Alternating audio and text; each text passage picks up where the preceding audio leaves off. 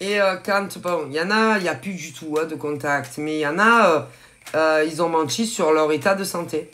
Et pour certains et certaines, comme ils sont encore avec la personne, soit la nouvelle, soit du passé, pour certains, quand par exemple, ils commencent à se dire, bon, j'en ai marre de ces nanas avec qui ils sont ou les mecs, ils commencent à se dire, bon, je vais dire à mon ex, homme ou femme, que je vais mieux.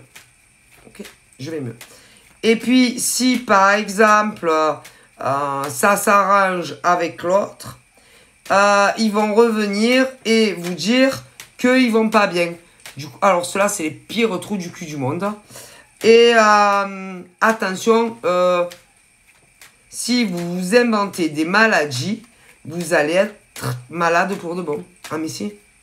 Faites très attention.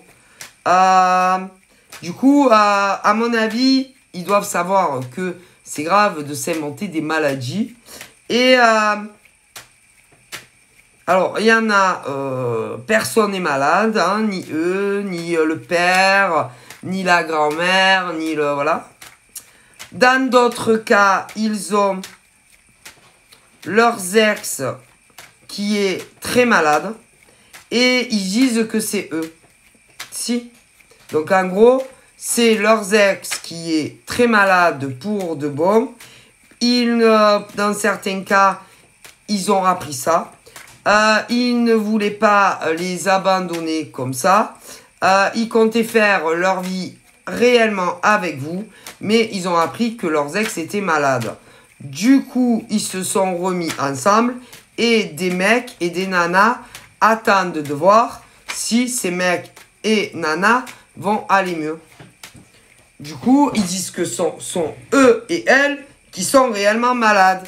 Ben, attention que vous ne soyez pas un jour réellement malade à la place de vos ex.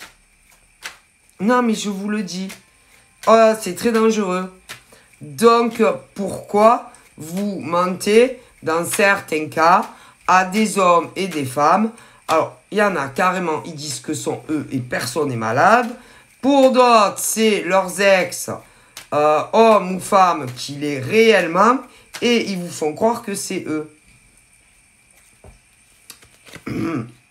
Mais si. Et dans certains cas, bon. Ah, je vous jure. Du coup, attention que...